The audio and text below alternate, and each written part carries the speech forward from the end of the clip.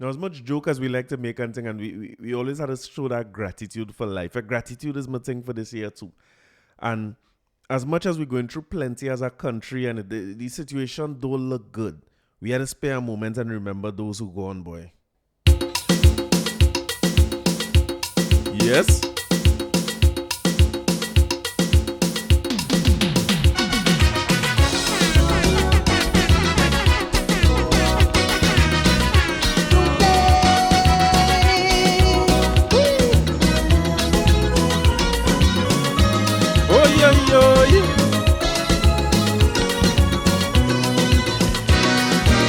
When Carnival come, I just feel so glad. Yes. I just leave me home, fly down to Trinidad.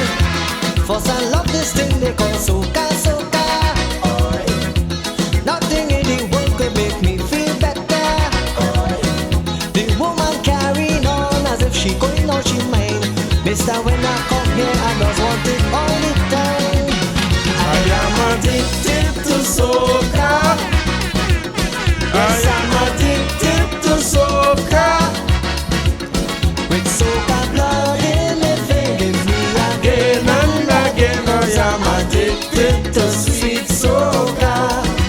All I want is sweet soca. Give me plenty sweet soca. All that's on my mind, soca. Give me anytime, soca. Something I can do without. Oi, oi, oi, it's sweet soca. Talking about. Rest in peace to the great Kenny J. Boy, music that will live on forever. I don't know if I remember these songs because as a man was heavy in the Calypso 10 circuit too, I remember him in Spectacular singing this one. And so much of his songs will live on, but when you know you live good with people is when your name is be revered like that. Here are the names he called. Ronnie McIntosh, Explainer Arrow. Yes. Tambu Johnny King, Pali Baron and Shadow. I really love the way they just put it over. Oh, when they start to jam and it's misbehavior. Oh, I can't control myself no matter how I try. I don't need no coke, no ganja to make me high. Why? I am addicted to soca. Yes, I'm addicted to soca. With soca blood in the vein, give me again and again. Cause I'm addicted to sweet soca. All I want is sweet soca. Give me plenty sweet soca. All that's on my mind, soca. Give me anytime, soca. Something I can do without. It's sweet soca talking about.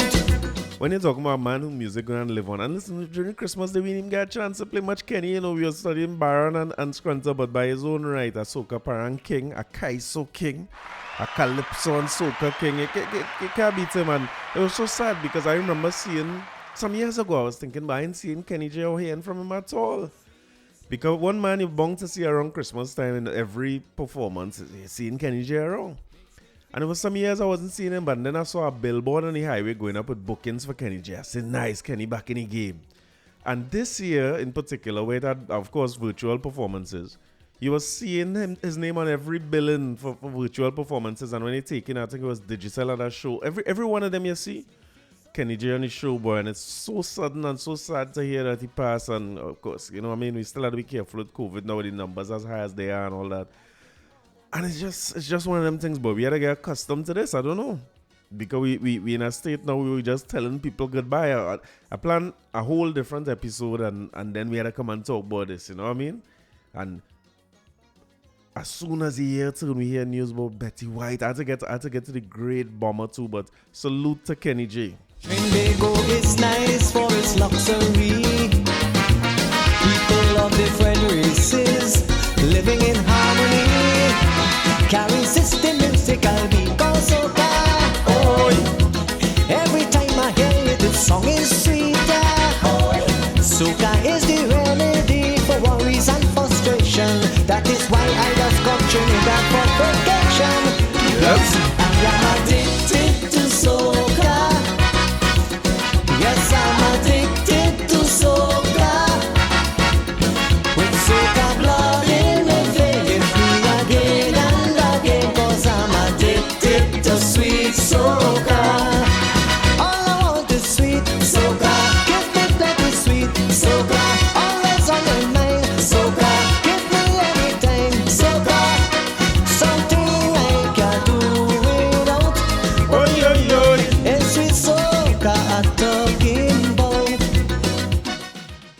Yeah, 2022 starts we off like that kind of year. So rest in peace again to the great Kenny G. And taking the catalog because definitely Christmas this year, it's heavy on the Kenny G. It's gonna be thick, but we gonna get it. As the year started, come on here, Betty White. You remember when there had a time where she was the measure? They used to say bubble wrapper. Every time you hear somebody who pass away in these circles of the celebrities, we used to say, listen, but Betty White still rallying through. All the other golden girls passed away and she was still, 2022, she didn't really make it. They're 100 years old. Salute to her too. And, remember they had you ever hear about a famous Trinidadian called Betty Wright too? Ask your grandparents about that, right? Now, I promise you, we were getting to all the issues that we say we was going to talk about before Christmas up to now, right? You're not going to miss none of them. But before I get into them, I want to play for you the first calypso I ever remember learning as a child. Yes?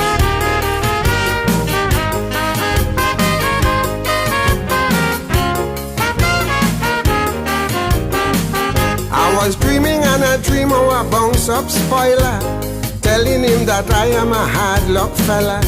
I dreaming in me dream, well I bounce up spoiler, telling him how I had luck in calypso. I told him, well every year I'm making good calypso song, and everything I do but I'm doing it wrong.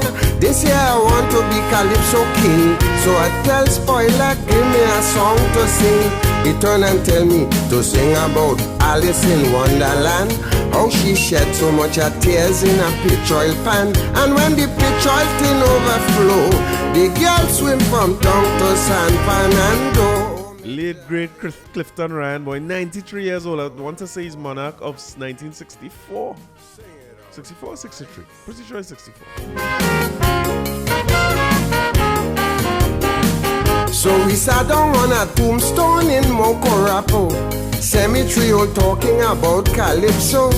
I asked him about Pride, Destroyer and Killer, Invader himself and the late Sagalba. But he told me every night them people flocking up with tent, and they ballin', oh they ballin', they ain't got a cent.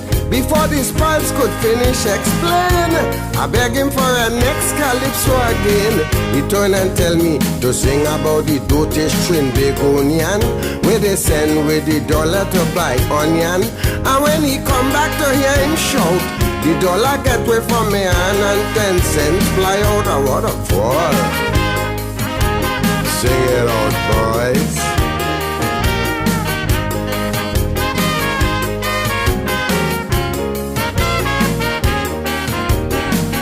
It was getting kinda late, so we start to reason, discussing about the 1964 season.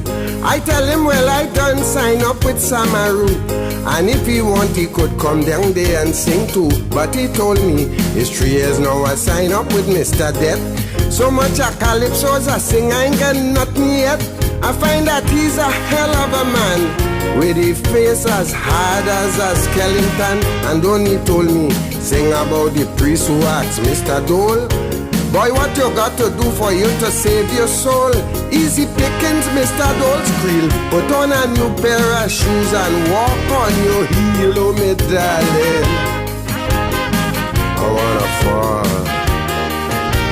Sing it out, boys.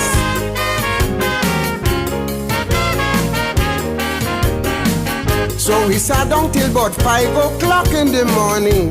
Rain started to fall, he said he was leaving. He sent best regards to friends and family, and say tell all my fans that this spoil say howdy.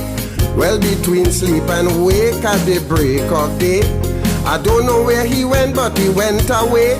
It's only then Bomber got to know that I was dreaming about a genius in calypso.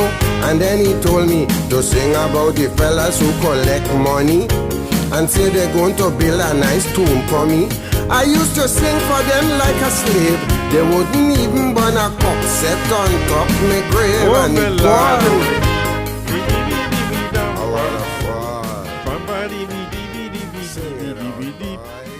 The Fall of a King, boy. They say he's the oldest Calypsonian alive, at the age of 93. So salute to Bomber. Thanks for all the, plenty contribution to the Calypso. That one was what I used to think was tribute to Spoiler. Apparently, the name of the song is Bomber's Dream.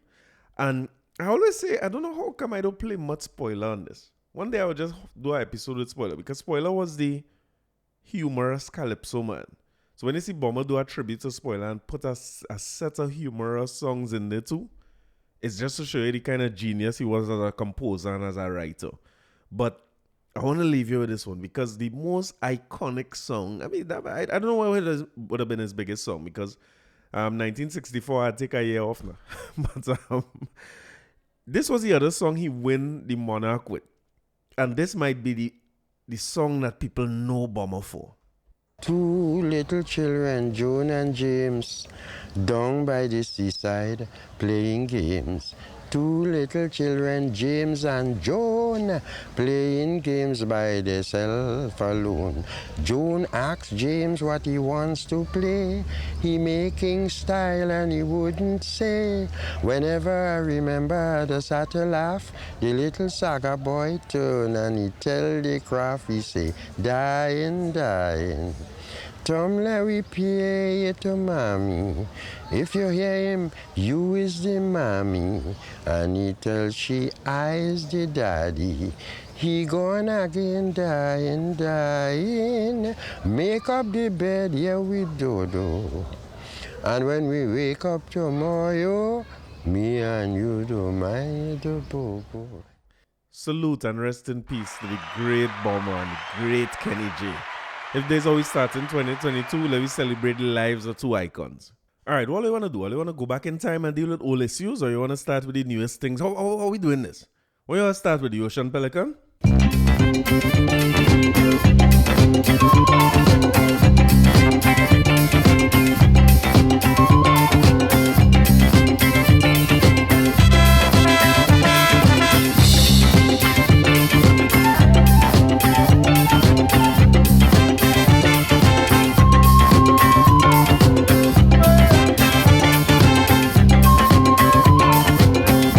I own the Ocean Pelican,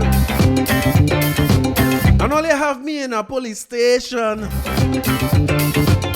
Like you don't know that I am the Soca King. Is I who just troll the Soca King. And like all you don't know who is my mommy. Hand me my phone, let me call up the AG. You came on my boat to find me. All you come on my boat to find me. You wasn't even playing no music. These police must be crazy or real sick. But I don't want to sing that Soaka Boat. I don't want to sing that Soaka Boat. Just don't want to sing that Soaka Boat. I don't want to sing that Soaka Boat. It's not a restaurant, it's not a Soaka Boat.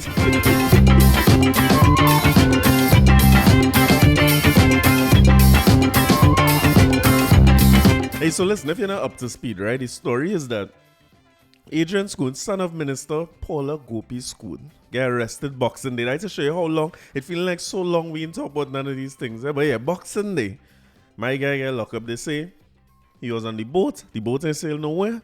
Police hear a commotion on the boat, but sometimes restaurants have commotion. You know when you're in a restaurant and you want to make a toast, right? You say, I think that's what the police was hearing and they mistake it for a fete. So a lot of people was ting in the glass and thing, and the police must take it for a DJ and a fete. Some of these polices make them wonder sometimes, yes? Yeah, round of applause to the policeman. So my guy, along with what was initially reported as 150 people get arrested or detained or whatsoever it might be charged. I don't know what the charges were like, but they get detained for breaking the public health ordinance. What was the name of the thing? Public health regulations, where it say only supposed to have a certain amount of people and mask and social distancing and all that.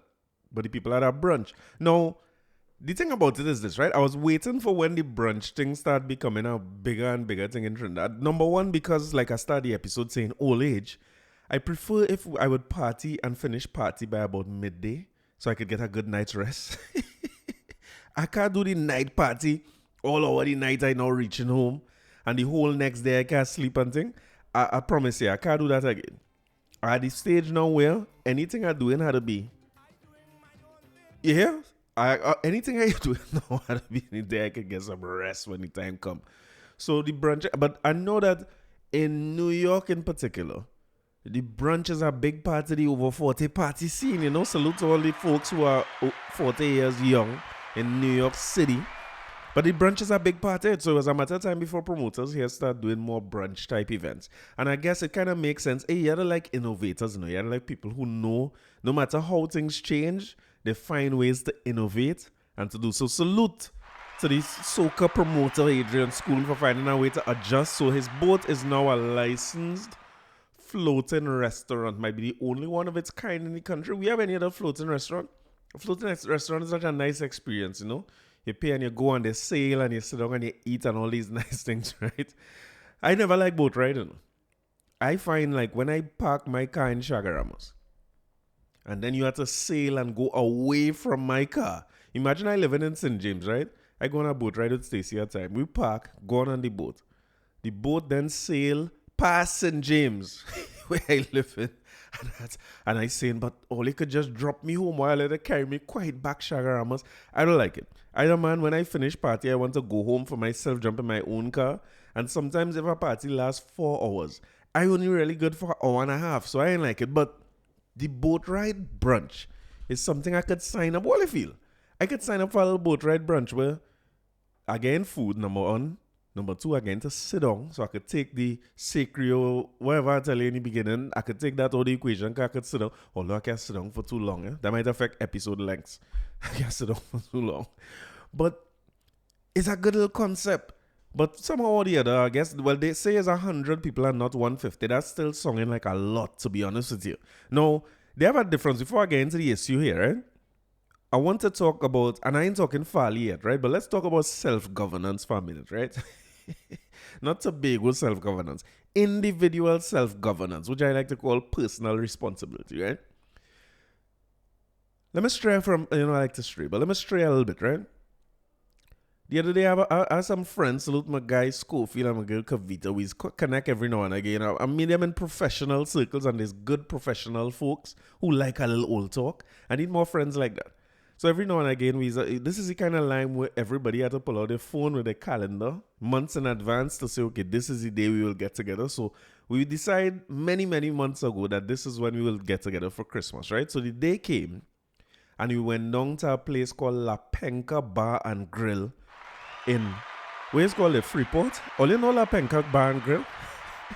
I ain't here to bring nobody thing into distributor, but I'm telling you what is my experience in La Penca Bar and Grill. And I promise you it has something to do with self-governance, which clearly I'm not good at. But we decided to meet up. Now, I am famously late for these things, as I manage to try to reach places on time. But no matter what happens, something is always going on, and I always end up bouncing them up late. So I message them and tell them, listen, don't leave because now I'm very late. I say, don't leave, I come in. If all you order, just order wherever all you order that for me, I'm falling in. And now I gotta be conscious when I leave home in the morning now to make sure I'm a vaccine card and everything, right? So I have my vaccine card and my international vaccine card. I ain't take no booster yet. But I had the two in a little cellophane bag because the other day I started to realize like my name rubbing off for the ink now. With my name rubbing off. So now all it have on it is Ori. And I didn't want to write it back in or nothing like that. If you know what I mean. I don't want to write back in my own name to the vaccine card. So I say, let me put in a little cellophane bag. Stacy sorts out that for me. So I go lose less ink off it, right? So I go on in La Penca now. The place, I'm not so good at the driving and things, so it's hard to get a park. It's in a little plaza there by a new Massey by Freeport, and I don't navigate the park and all them things, but I get through. I squeeze out my car to come out the thing. I say, boy, long time I ain't connect with them. I'm still glad to be here. I'm late, I'm flustered, I struggle to park, but I have a vaccine card in hand now and I'm going into this place. Now, when I reach, the amount of people I see there, I think I should have turned back immediately. Now, that was my first point of turning back, because if you're going somewhere where you shouldn't be, for me, for governing myself, I don't think I should be around too much people. I refuse to go and parang with people who are accustomed paranging with this year, tribute to my boy Scratch and thing up in Cameron. I say I'm not going because when I hear the amount of people who up there, I say, boy, if I go up there, I know myself when I start to sing, I start to drink rum and thing, I go be up in people's face and either be a spreader or a receiver of COVID. And Omicron and whatever the deadly thing name is. I trying to avoid that. So think about it like this, right? This is the thing about self-governance. At no point when I was struggling to park in a car park did I think to myself, Corey, this car park is very full. This is an indication that this venue is very full. And maybe you should call the people who you're going to meet to see what is the situation in there before you just expose yourself or expose other people in this setting, right? That would be the right thing to do where self-governance is concerned. But I didn't do that. So I go on by the door now and I wait. And I didn't even, not that I didn't do it, I didn't even think of it when I was struggling to park. But I go on by the door and I'm a vaccine card. And my vaccine card come like a weapon. I just wait for somebody to ask me so I could say, pow, pow. I covered. Boy, when I reach by the door, nobody ain't ask me nothing. People watching me, like, why standing up blocking the doorway for? So now I start to look for temperature thing and hand sanitizer because I get so accustomed to doing that. I saw neither of the above. And if you know the venue, right, I enter in from the not the highway side, I enter in from the next side. So I don't know if there's the back door or the front door or where it is, but I just saw that's where it's parked, so I enter. No hand sanitizer, no thermometer check thing or whatever. I say, all right, so what I do now, I take my vaccine card out of my back pocket now, and I walk in with it. But remember that my vaccine card in a cellophane bag, right? So you mightn't really see it's a vaccine card I have, but I have it just in case when I walk in, somebody stop me. Now again, self-governance. At any point, I could have turned back. My Schofield and them is reasonable people. They would understand that I say I want to expose myself or not coming or whatever. I'm under no risk. But we so poor at self-governance sometimes. So I walking through and I see waiter, waitress, barman. I looking to see who go approach me now. And when I realize I reach the next door now, which is to go back out on the highway side, when I realize nobody ain't telling me nothing, I push back my vaccine card in my back pocket. And I see Schofield and them. I went and I sit down and I ate a lot of wings. I could have fly away when I was done. I drink a lot of Johnnies. And we just limed there the whole night. The place was full. I'm not talking about full. Oh, I can describe it, boy. All the tables that I saw on the outside, because the highway side is patio dining, you're looking at the highway. All the tables out there were full. Of course, when people go to, if you go into any restaurants during these times, if you're not going into any restaurants, congratulations to you. You are good at self-governance. You could just skip this to go to the next topic, right? But everybody sit down there without their mask, because when you're eating, you don't wear the mask. And nobody, well, let me talk for myself. When I go to a restaurant and I eat, I don't ever, when I finish, put the mask right back on, because as far as I'm concerned at that point, well, if people had it, I have it, and I give people it, we done that ship sail. So we sit down there for maybe an hour or two and drink and lime and everything, and that place was full from then till when I left. And I'm talking about from 7, 8 o'clock to about 10, 11, let's say. Full. And the inside by the bar was full. People standing around and lime. And it's not like people, because if you, let me say you're in a restaurant, is it part of the health regulations to quarantine by your table at least? Like, each table shouldn't be intermingling. I remember that being a big discussion back in the day when we used to talk about trotters a lot. But there was a lot of intermingling between tables and by the bar, people standing around and them kind of thing, right? Now, let me get back to the story I was talking about, the Ocean Pelican. I had ample opportunity to see what was happening there, to not enter. Like, I could leave the car park, I could have leave from the front door, I could have go in and tell Schofield and them I'm uncomfortable here. I could have also go in and not take off my mask at all and not eat anything or drink anything because I'm in an overexposed environment. I did none of the above. Salute to me. I do none of the above. I just fall in and lie. So what the hell all this had to do with the Ocean Pelican? I trying to figure out if I go to an event or if we go to events where you go and you see 100 and something people, is it that people went for that? Like, I leave home knowing it's going to be a fete.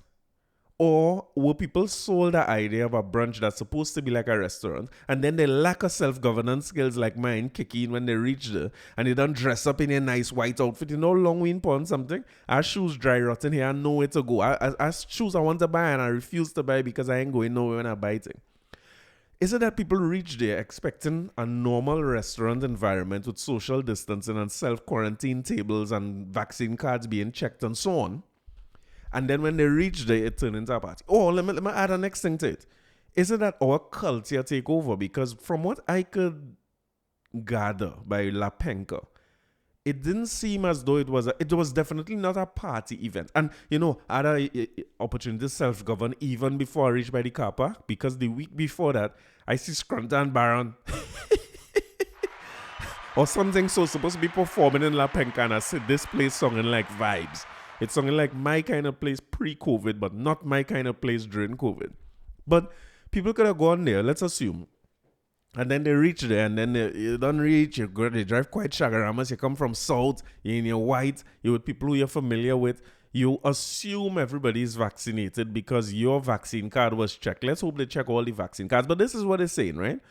So it kind of shows you where, like, because I went through all this talking because I was torn when I was reading this story, like, how much can we self-govern? Or how much do we need the police or the government to come and tell us not to gather and not to go on a boat and all those things? And I'm talking from my experience along with this story. Now I firmly believe that the police need to govern us because self-governance is good and personal responsibility is good, but sometimes it needs to be enforced. Because think of it like this. If there was $1,000 ticket involved in me going to a place where there are too many people, I would be more likely to govern myself better because I don't want to spend the 1,000. Sometimes even more so, like the 1,000 is even more important. And it's funny to say that as human beings. The 1,000 to me would be more important at that time than if I could get sick with COVID or not. You ever thought about that? I could go there and get sick, and I know this, but I'm willing to take my chances with it and say, I probably ain't gonna get sick if I keep on my mask and all the things that not happening.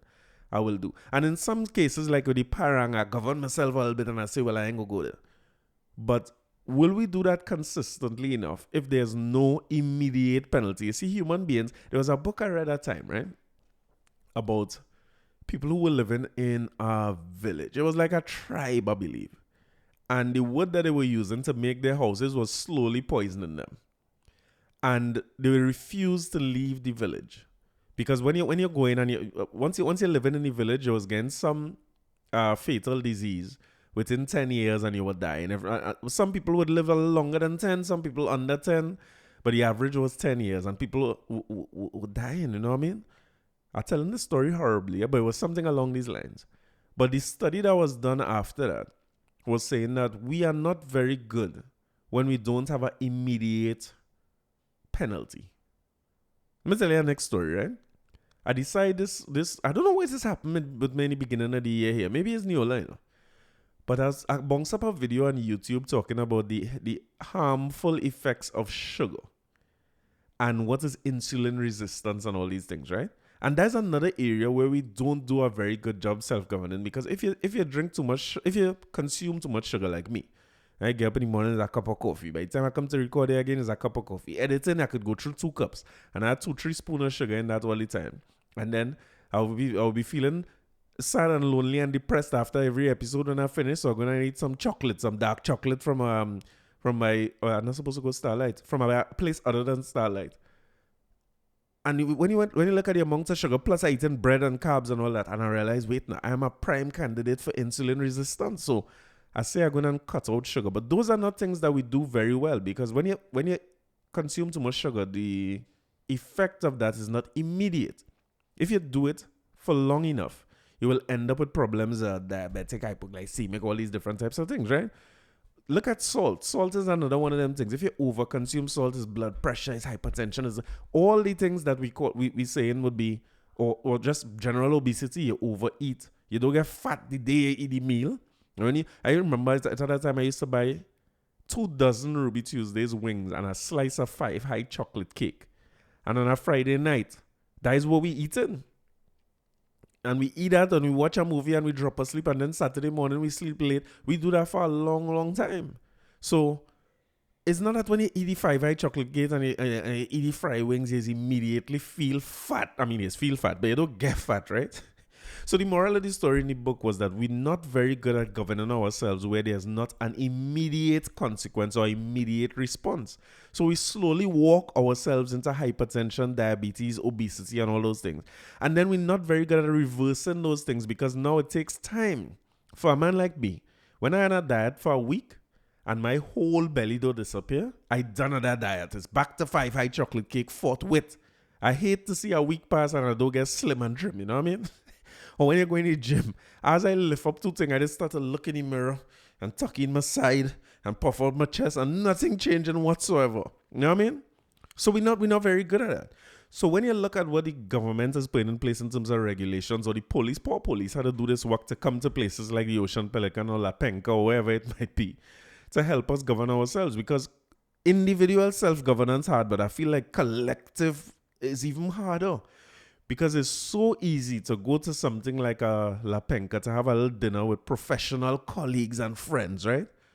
But our culture, once music playing loud and thing, our culture, we start to talk. And then the waitress talking and it's a friendly thing. And then we go on by the next table, you bounce up somebody, you join the 2 tables together, everybody.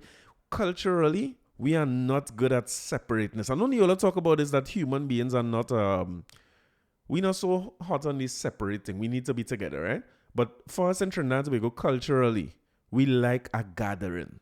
And we like a sharing of food and a sharing of stories. That's just who we are culturally. So sometimes these laws or regulations, as I don't want to use the word draconian, but as hard as they are to live with sometimes, I feel like they're here to protect us from ourselves. So salute to the police who went and shut down the Ocean Pelican, because whether you make the choice to go a brunch, which is basically a fete, or you went to a genuine brunch and it turned into a fete, and culturally you don't have a few wines up in here, because here was the culture in the brunch thing too, right?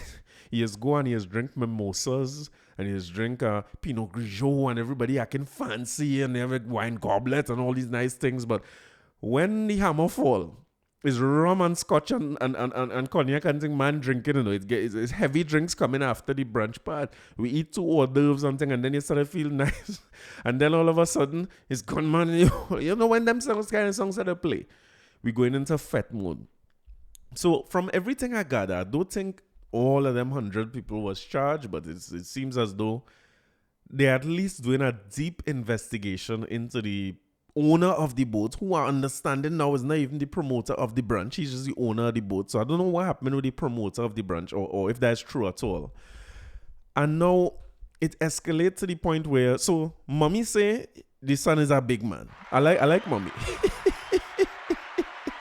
Listen, she wriggle her way out of that grill. Not even wriggle. She just take herself clean out. They ask her about I guess his mother is Paula Gopiscoot. She say, hey, he's a big man. He has an answer for himself. I like that response a lot from a politician. I plan to use that later on in life. Anytime Zachary started to give me trouble, he's a big man. You're on your own. I'm going to do that from the time he reached secondary school. So she was out of the equation. The Attorney General, a few things happened. First, he said nobody never called him from no police station. But then you hear, in the police station, the police on duty was talking to him on speaker, but that kind of changed to a call that way. It is a little obscure as to when the call was placed and so on, but a call was placed. And apparently it was just about questioning whether he had some special license to do this thing. And this seems to be what it is now. It's not only about breaking the Public Health Act or whatever the name of the thing is. It seems to be about how did he procure this license from the Ministry of Health or whoever's supposed to issue it, or customs, whoever it was supposed to be. It's the most confusing thing I read in a while, but it's the story that keeps on giving, because things don't really last this long in Trinidad. But from Boxing Day to now, this story is still at the forefront, to the point where I look at it last week and the police were raiding his home. At that point, I'm confused. They're trying to figure out what is going on. Is that something we don't know? What was on this boat? So you raiding the man's house, several police in a high-end townhouse complex in Marval, sought after properties and so on, gated living with the whole of the police is there, which I was wondering at that point, what are they trying to do? They're just trying to embarrass the youth, man, or what is going on? I don't understand. But apparently, it's shifting now from breaking the thing and having so much people together in a space and not being able to do that on a floating restaurant. So whether you had the permission to have this floating restaurant at all and whether you were given the license to do the way you're doing. So another one of them stories that we had to continue to look at. This not going nowhere because something else happening here that I think the public not seeing. I'm not sure. Maybe reporters know, the parties that involved know. But for it to reach this point where somebody home being searched, just keep in mind that there are several bars who went through the same thing, right? When we first opened back up and people could have events, because culturally we are going to get close together. Somebody going and take a wine. It happened to me in the beginning of COVID where a matter of fact, it happened to me a few times. I went down to a bar in Diego Martin and I forget about mask thing. I hugging up, I drinking. We went to Bago at time and there's a whole party. And both those occasions, police pass, them ain't doing nothing. They're just talking to you. But I guess now the numbers high and so on. So the police on higher levels of enforcement. But I don't remember any story where it went as far as searching somebody home. I guess in this one is the issue is the license or whatever it is that they're searching for. So he is at a point now where he has surrendered his phone, his laptop, all kind of things to the police. It makes you wonder how big an issue it is. Now, if bar owners or restaurant owners or promoters finding some loophole or some, let me say, fraudulent way of getting documents that allow them to operate, that would be of serious concern, and I could understand why they're going this far. But you always have to ask yourself, is it because it's a politician's son that you do this? And if as a police and you call the attorney general for me, I bring down the book on you too, you know. Is it a case like that or is it the former? Is it more so clamping down on illegal documents? Because I mean to say, it will be bad if you get vaccine cards and licenses and things fraudulently done. We're very, very close to the 15th. You know, the 15th is the cutoff date where they had said that if you're a public servant and you're not fully vaccinated by the 15th, you're starting to lose pay. So rumor have it that they have MPs. I want to be careful with what I say. You know. It is alleged and it is rumored that people are procuring and securing false and forged vaccine cards, which I want to add to this, that it is not very hard to falsify or fraudulate a vaccine card. But apparently people are getting these vaccine cards so that they could continue to get a pay. And rumor have it, when I say rumor, I mean the worst, baseless, unsubstantiated, alleged Twitter thread following rumors saying that they have an MP who is facilitating the issuing of these fake vaccine cards. Them is thing to put people in real problems. If the goal, whether you agree with vaccination or not, is not the issue here. You know? If the goal is to get people vaccinated, and a part of that drive is to say, okay, public servants not getting paid the thing, and we have somebody who issuing fake vaccine cards, we heading back to square one rather than moving toward the end of this, because you're seeing where they have countries who, and I remember, was it Seychelles? There was one place very, very early when the vaccine was issued that they had one particular vaccine that was, they were one of the highest vaccinated countries in the world with one vaccine that we had available here. And the story that was going around then is that everybody vaccinated, but more and more people getting COVID and the healthcare system still overwhelmed. But it showed eventually with time that the death rate wasn't as high. And you're seeing that more and more across the world. So if the goal is to get to the point where we 100% vaccinated, let's be ridiculous with it. If we go 100% vaccinated and we know that there's a certain amount of rise in cases that's going to happen, but less people going to be hospitalized, on oxygen, passing away and so on, I find it's a good place to be. We still in a state where 30-something people go in every day. Then the idea of issuing a license to somebody who should not be licensed to do certain things, or who not operating at the 50% capacity they're supposed to operate at, or who selling you the idea that my establishment will have a certain amount of separation, a certain amount of checks and balances. I will have somebody who checking vaccine cards. I will make sure everybody's sanitized. I will make sure that all my staff is vaccinated and sanitized and stuff. That is of serious concern, because I wasn't on the Ocean Pelican and I was in La Penca. And it raises questions if in your establishment the procedures are so loose then what is there for me to doubt about anybody vaccination status who serve in the tables or who own the establishment or who work in the back in the kitchen? Or what level of sanitization or how sanitary is it? Or they just living at other people's expense? So forget vaccination for a while, because that ain't mean nothing in terms of who will transmit the virus, right? Let's assume that.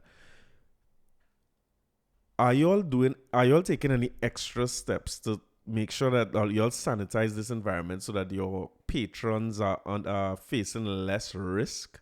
So I think the bigger issue here, more than the thing with Schoon or with Lapenko, is that are there systems in place so when you issue somebody a safe zone license, there's a follow-up that happening, it is every 2 weeks, every month? Is there a renewal process? Because clear COVID ain't going nowhere. You remember when we was looking forward to 2021 as the end of COVID, like during 2019, we said we can't wait for 2021? Wait, them years didn't add up there at all. During 2020, we was waiting for 2021 to see to see the end of COVID and the return to normal life. Well, all right, COVID ain't going nowhere. So is it that when you get a safe zone license, it is perpetual? Is there an expiry date? Is there something that says, okay, after 3 months, we're going to come back and inspect your premises, make sure that these things happen? Or is it that we dependent or we overburdening the police with having to wait till every time they pass somewhere and they hear they had to run in the establishment to try to stop something from happening?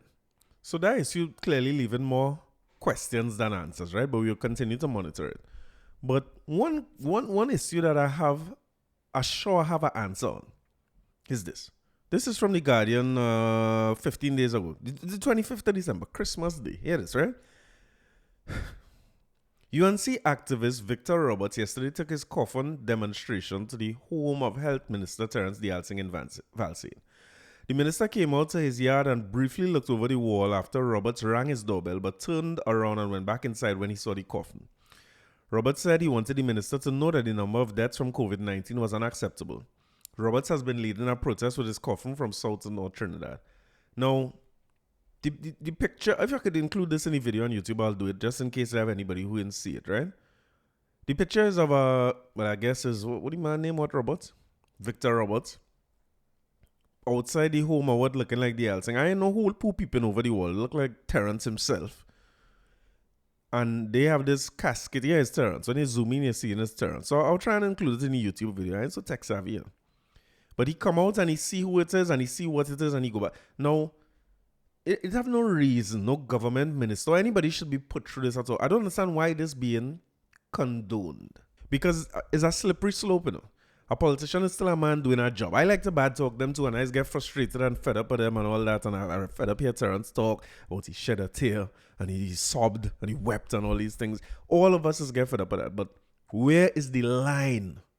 How you gonna ring a man doorbell Christmas morning and he come out and see that? Now I want to take Terrance out of the equation, right? If somebody ring my doorbell and when I go outside, I see a casket. Well, this is what my home with my wife and my son on Christmas morning or Boxing or Christmas Eve or whatsoever it is. And when I open my gap, I see a man with a casket outside. I have an instrument home that they used to call a punya. I coming out with my punya, and if I have something a little more effective than a punya, I coming out with that too. Because it's like, where we drawing the line? Where's this really? Forget politicians, forget activists, forget UNC, forget PNM. So he's not people, he's not human beings no more. You go show, as a man, I'm talking about man to man now. As a man, if you show up in front of my place with a casket because of a dispute me and you having, or a difference of views that you and I having, especially when I have a job that have consequence. So like you say you're an employee, you show up by me with a casket outside because you ain't like my policy on this. Me and you gonna deal with that as men. Remember I tell you when the woman should have cussed up the people on the with the cat breastfeeding the dog? Oh, it was again? The woman breastfeeding the cat. It's a similar situation to that. I find the minister should have leeway to come out and open up on people. To pronounce. You have to put it lightly. You know what I mean? You should be able to pronounce people. Because, and you know, if the minister come out and do that, if he draw for a cutlass and come out the house or something even stronger than that, you know, everybody would have say Terrance wrong. I want to salute to Terrance. which I don't get to do very often. But I want to salute to him because that kind of restraint, I'm sure he went in and called the police or the attorney general or whoever he could call to stop this from happening. But I want to talk to Victor Roberts directly. Why? Because you went on to do this by Paula May Weeks too. I think you're a attention seeker of the worst kind. You're giving activists a bad name and activism a bad name. Activism is such an important thing. I watched that case with Ahmad Arbery this week here. Or not the case, but the conviction. Where two of the three people get life. Well, all of them get life, but one had the possibility of parole and the others didn't. His father and son didn't have possibility of parole. And I was talking about this with my family. I was talking to my father about this, my sister and her husband about this. And you're always waiting for these verdicts or these sentences for people as black people with bated breath, trying to see if they will get off this time, right? And I was glad to see that they get convicted. I mean, I don't believe in too much of jail and them kind of thing, but if there's a law now, there's a law now, and the full brunt of the law should come down on anybody who chasing after somebody who was jogging. Or wait to go on YouTube and look up Ahmad Arbery tased, where some police tried to tase him. And listen, this was before, of course, this incident. But it's not a nice thing to watch when you watch these white police officers who playing with black people's life. It's not consequential to them. It does not matter to them at all. So and then it vexes when people say Black Lives Matter. It clearly doesn't matter because you jump in your truck, chase down a man. According to my brother-in-law, right? The man had the best theory I ever heard. The man say, we were talking about this, and he said, there's no such thing as citizen's arrest, right? So I now go and say, because I was agreeing with him all the time, but then when he said there's no such thing as citizen's arrest, I say, but no, the Constitution has allowed for a citizen to make a... Boy, you should see the look at this day now, man. Watch me with almost scorn. Now I was like, bro, there's no such thing as citizen's arrest. He said, I want you to picture yourself somewhere, right? You doing something. And a normal man, picture this in Trinidad, right? A normal man just come and tell you you're under arrest. Hey, bro, you're under arrest. You're going with me and you come to handcuff me. You come to handcuff me? That's fight. The man absolutely right. There's no such thing as what is a citizen's arrest? And what you're going to do? Put me in the back of your normal Tida, your normal Toyota Corolla, wait her lock, and you're going to stop by traffic light. I go and sit down in there like a fool for you to carry that kidnapping. The man absolutely right. There's no such thing as citizen's arrest. So I was waiting to see what has happened with this case with Ahmad Arbery, because I mean, now it's not police who killing people under the fear of police or whatsoever it is, or they see a suspicious thing. You chase after a man, corner him, the man running away from you, and when you come out the van to approach him and he rush you, you shoot him to death. And somebody in this world feel like it's justifiable as self-defense when you went and you pick your own fight. So salute to everybody who was involved to make sure that these people convicted. I am also waiting to hear the appeals. We had to pay more attention to the appeals too, because activism I feel is a big part of why those convictions starting to look a little more fair now. You understand what I mean? And we had to stay in activist mode when the appeals come too, because you might well find that you're in a situation where the people convicted of life and then an appeal go through and you're hearing they're getting less than life. They have 2 weeks to serve and they're coming back out. And I was looking at that with Amber Geiger case as well. But this is why I find this Victor Roberts thing to be dangerous. Because when you purport yourself or you present yourself as an activist with such an important role that activism plays in this world today, but the foolishness you're doing is going by public officials who are rightly and they elected. They didn't steal power or anything like that. So I'm not saying we can't protest against public officials, but this is an elected person. And if you want to protest and you want to go with a placard and you want to make a statement outside the parliament or where the man working, that is one thing. And I don't know if people condone this, and I don't. But if you want to go by a man's house and placard and them things, I don't condone that at all. I find that to be dangerous. Dangerous for you as an individual, because if the man can just come and start an open fire or come out with something or Lego his dogs, it could be a different story, right? But also dangerous from the precedent that it sets. This is somebody home. This is still a person. We doing business every day. We're going to run afoul of people. We're going to make decisions that people don't like. So that means you can come and harass my wife and my son who have nothing to do with what I do on a daily basis, who didn't sign up for nothing, who wasn't elected for anything. and you come in with a cough. I mean, come on. So you are no kind of compassion, no empathy, no nothing for people. And I hearing the response from them and waste of time talking to them, because the response gonna be, look how much people dying every day. People dying every day from COVID. So that giving him the right to have a casket. To create such a morbid scene outside somebody's house. A man who dealing with the morbidity of the country every single day. The man, you could say what you want about them, but they never hide from it. Every day he come and face people. Whether it was 30-something deaths or no deaths at all, or when we had no COVID, or when COVID rampant and we was one of the highest in the world. One thing you cannot bad talk Terrance Deyalsingh for is you can't say he didn't come and face people. It would be a horse of a different color if you wasn't seeing him at all when this was happening. But the man making himself present, whether he doing the best or not, it seems as though he trying his best. Oh God, man, this is the way you're going to protest it. I fed up of the deaths too. I fed up of COVID spreading. I fed up of the way it being managed. We talking about this all the time. Let me organize a protest to go and talk about that now. Let's do that outside the parliament or the savannah, wherever you might do. Let me not organize a protest now, because it might be going against everything with the spread of COVID. But if Tuole wants to do this and make a statement, let's just say the casket is an okay way to make a statement, right?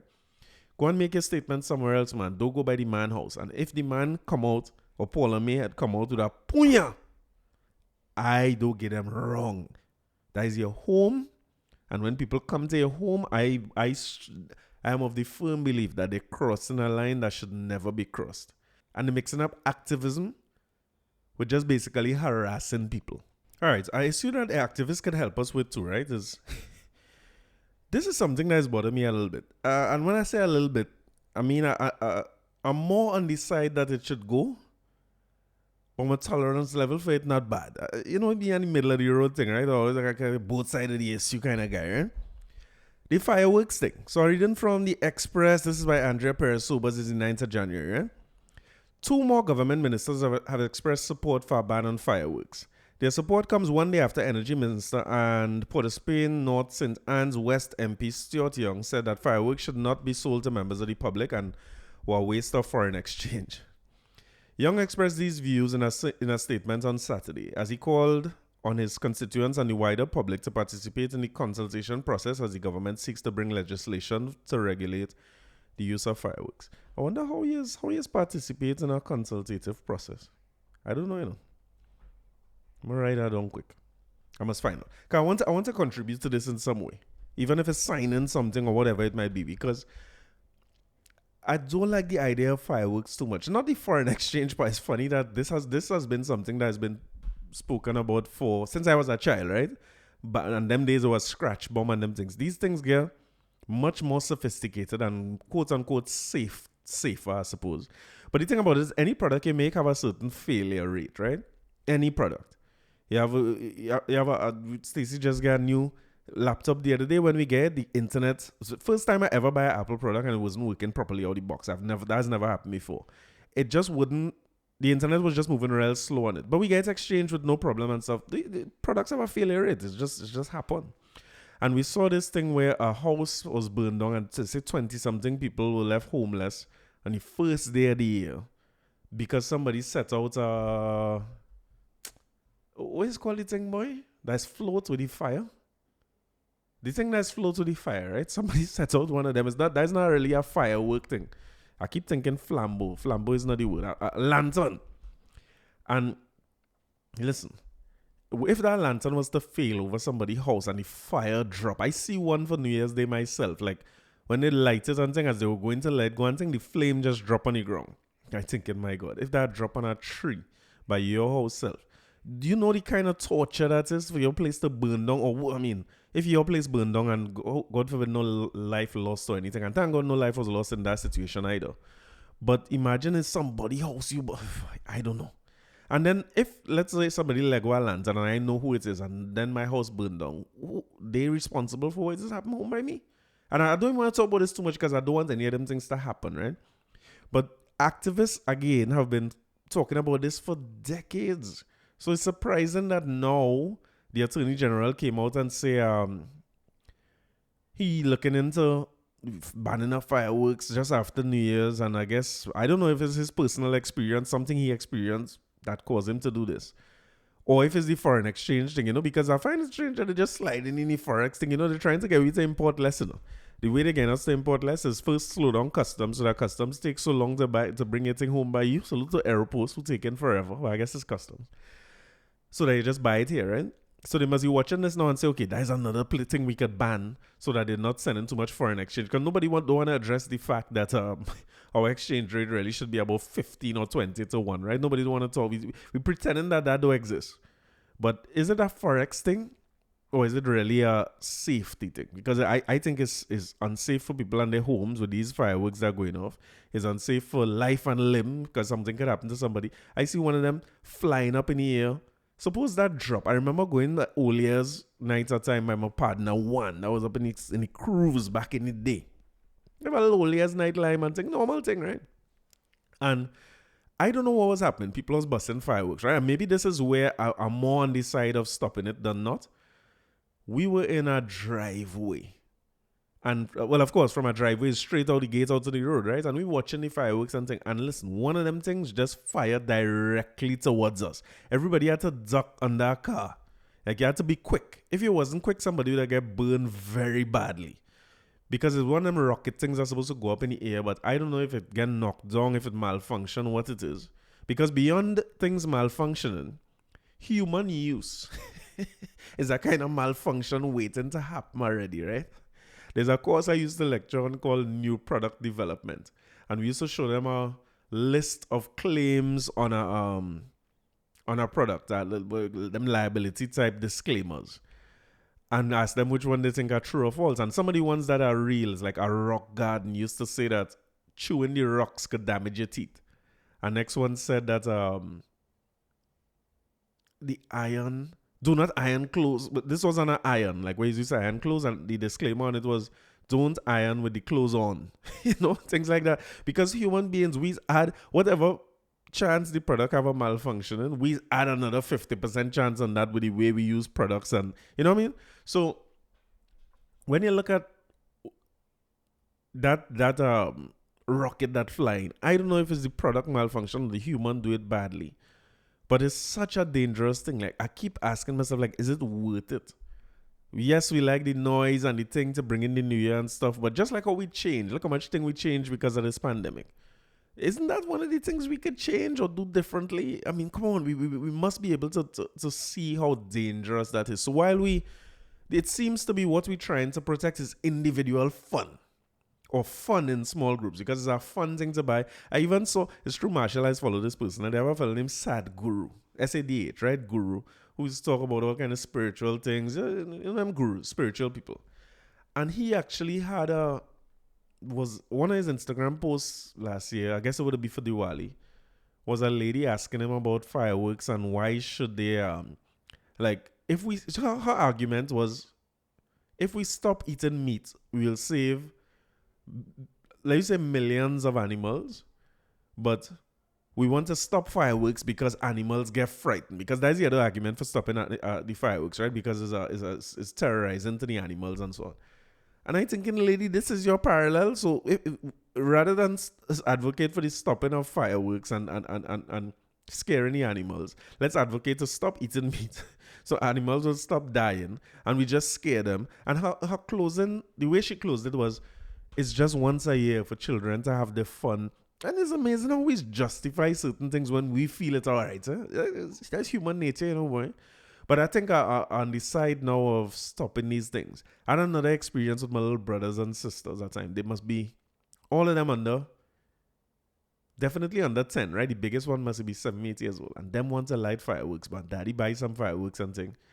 And I frightened like hell because see that rocket thing, So I lighten it with them. And I don't want them play with matches. I find it's a bad thing for, to encourage them to play with matches. So they're with me, but I lighten everything and taking care of it, which is I think any responsible parent would do, right? The parents, even wrong, the people I see bursting fireworks, they taking care of it and let the children watch and enjoy it and stuff. And boy, as I light that thing flies straight up into a neighbor tree, and the neighbor had his Christmas lights up in the tree and thing. Now it went up into the tree and it out quicker. But I just thinking of what a disaster that could be if I set electrical fire on these people's place. That is such a scary thing. I don't know, boy. It's just not for me, and I don't think it's worth it for like that lady say for the fun of little children on Diwali. I don't know, boy. Because Diwali and Christmas, same thing in Trinidad. Diwali and Christmas is the main two ones where we see it a lot. Or Diwali and New Year's, right? And Independence. We see a lot of it on Independence Day too. And I am all for the control. You remember the savannah where you used to go, ooh, we used to get one firework every 15 minutes. One used to go off and everybody neck crick watching up at that thing. Better to do it in a controlled way. Because the next thing you see as well, and I don't know if it's old videos circulating, you also see people who just decide to bust some shots with their firearm on New Year's as well. Police and thieves, same thing. It seems to be a good way to bring in the New Year. But what I see in here is China, who would have been the biggest manufacturer of fireworks in the world, they're starting to move now towards light and laser displays that are controlled by drones. So they send up the drones in the sky, and then I guess wherever it is in the world, let me just talk about Trinidad. It's done dark for New Year's already. So when you think about it, if you have a drone display or you could sell things like that, I wonder if that is because I don't want to mash up Fire One and them commercial viability as well, but they themselves could be given time to transition out of that and sell us something that could do a lighting display, even if it's noisy enough and it's not affecting the dogs and them kind of things, so we could still get something like a boom and some lights, and we could still go ooh and ah and thing because we like the ooh and ah. That is what we're trying not to cut out. I'm much more for that than the fireworks and the thing. And you've seen a lot of the firework wars that is going on. They had in Belmont at the time, a man shooting at one another. It is fun and thing too, you know. Everything is fun until until something happens. My father used to tell me, joke for schoolboy is death for crapo. I remember parrying and I going up in La Puerta to bring it in the year. When I reach up, there's people shooting at one. Well, fireworks shooting, rocket pointing at people and shooting. Like it's like, what is the use of it? So whether it's for the foreign exchange, which I more feel like that is why. Because why would this become such a big issue to take to Parliament? Why wouldn't it have been an issue the year before? The year before, it's like that was always the case. But I think on the side with after I talked to myself through this, and I feel like I don't want to see no fireworks next year. I could do without that. It's a little too scary. The consequences too high for what is really in the end a little bit of fun when old people like me and you sleepy anyhow. All right, on to some things to celebrate. What is this? I think to celebrate here. No, straight from the Newsday by Janelle D'Souza, 2nd of January. Trinidadian filmmaker Horace One was knighted in the UK's annual New Year honours on Friday, becoming a knight for the services to media. One, 22, is credited by Guinness World Records as being the first black British filmmaker to direct a feature-length film, Pressure, in 1976. It told the story of a London teenager, Tony, who joins the Black Power movement in the 1970s. It was banned for 2 years by the British Film Institute before it later received critical acclaim. In 2007, the director, writer, and photographer, he was awarded the Commander of Order of the British Empire in the Queen's Birthday Honours list for his services to the film industry. And in 2018, he received a special jury prize at the British Independent Film Awards. According to the UK Evening Standard, the judges said Ove may not be a household name, but as the man who the Guinness Book of Records credits as the first black filmmaker to direct a feature film, his contribution to cinema in the UK has certainly been significant. So I'm with you. I'm going to assume you with me. I never hear about him before, but salute to him. He man get knighted, the first black person. That all those are things to celebrate. And again, I'm not sure what happens with our legacy in Trinidad. I'm starting to believe the problem is me, you know. Like, I don't do enough to try to find out about these people. But it seems to be that you only find out things like these when people pass away. Because it's similar to Bomber, right?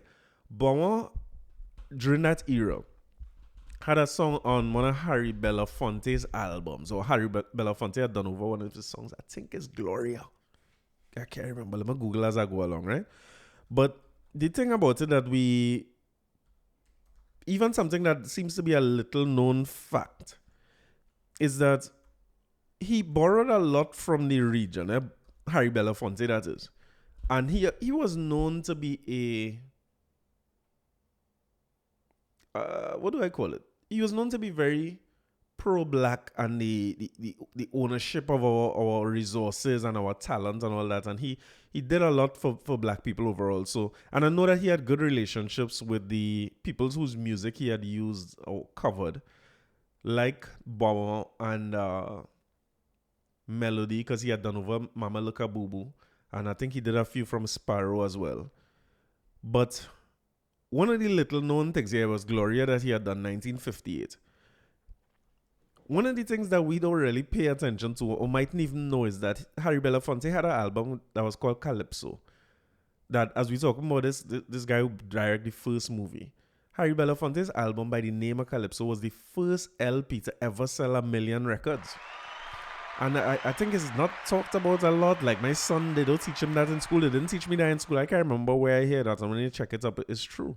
So a lot of the contributions from music in our region, because he did over a lot of songs that were Caribbean folk songs or calypsos, and even Jamaica at the time where he took songs from, it was more calypso and mento. And the big song on that calypso album, the first song on the album was Daylight come and me want go home. They, who say they, oh. Daylight come and me want go home. Mr. Tallyman tally me banana. Do you remember that? And that was the first LP to sell 1 million records. So it's like we have these treasures in people and in stories and in our accomplishments that we seem not to want to pay much attention to for some strange reason. Like why would these things not be taught to everybody? But I like the idea of having a little segment where we could talk about our accomplishments, because a lot of people usually talk about, like when I did an episode on Hazel Scott, people talk about learning a lot from it. And I want you to know that I learn a lot from it too, because it's when I see it, then I research these things to be able to come and talk about here. But at least they have some place that it documented. And while we celebrate these people as they either get some major accomplishment or they pass away, I want to take the opportunity as well, using this medium, to celebrate some people who now start too. So I want to say congratulations to Alison Mills, friend of the show, in-laws of the show, a kind of way, you know what I mean? Who's published her first book, Brenda Bumblebee, and is available on Amazon. The name of it is Brenda Bumblebee, The Backyard Bunch, Book 1, which signals to me that new episodes of this coming out and is available on Kindle. You can look for it on Amazon as well. I like the idea. We had to do this. So who is to say that when somebody like Alison write a book like this, we ain't going to be here in this podcast 80 years down the road celebrating the life of one of the greatest authors of the Caribbean and children's books and being knighted. Hopefully we ain't be knighted, right? We get your own little thing here, what we do, and don't depend on no knighthood from nobody. But, you know, the thing about it is, while you're in the trenches and you're doing, or you're now getting something started, you yourself mightn't be paying attention to the kind of greatness you're about to create. I showing over where the director this film. Look at what he faced. And you know, the nice thing about the film too is that they say it's about the Black Power movement. So it's films not just by us, but about us. And the first thing he faces is getting banned before he start getting awards and accreditation. And you know, think of somebody who have no acclaim, no accreditation, no experience or anything like that, doing something for the first time, and then out the gate, the damn thing banned. But you live to see where this become one of the greatest things that anybody has ever done, or by extension any Trinidadian has ever done. It reminded me of when Ray Charles would have done a song like Georgia, having the issues he would have faced with Georgia as a state. Read up on that, right? Being banned from the state and all that. And then having that same song, he lived to see that same song become the state song of Georgia, and an apology from the state to him for the way he was treated in that time. So salute to everybody who accomplished greatness, and salute to everybody like Alison too, who's starting on the journey to greatness.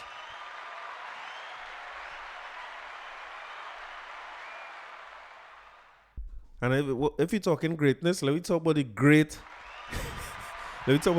Chief Secretary, Mr. Farley Augustine, one time now. So news they say, this Stephen Nichols is on the 10th of January. Tobago House of Assembly will abolish the ridiculous dress code at public buildings in Tobago. Chief Secretary Farley Augustine made the announcement on Sunday during a post-executive council media briefing after a 5-day retreat at Rovenel's Resort and Conference Center in Bonaccord. I just want to pause to say, only hear my reading song. I read a lot, to try and improve my reading. You know what I mean? I rehearsed in these streets. Augustine said, effectively, Augustine said, effective immediately, we will be asking the chief administrator to send out a circular notifying a change in policy with regard to seeking services at any THA office. This is not for workers, it's for the public. The PDP deputy leader said, the PDP deputy leader, I think I celebrated a little too early. He said, no longer will the people be wearing short pants and slippers or sleeveless garments be denied service at the THA building. As public servants, we will serve all the people. The entities like schools and other specialized areas, they will retain their dress code. For the general divisions of the THA, we will be removing the dress code policy, and you will see a relaxation in the policy. We are not the first Caribbean island to do this, and so on. Salute. So no more dress code. You could go as you please. Enjoy yourself. And his exact words were a vestige of colonialism. Out goes the colonial dress code. So I always find it was kind of like the colonizer thing, where we, for some reason, decided that wearing clothes that more comfortable in a tropical climate is not to be worn when you're going to seek services in a tropical environment. So we get accustomed to wearing shirt and tie and being dressed when we go in places because it's simply not allowed.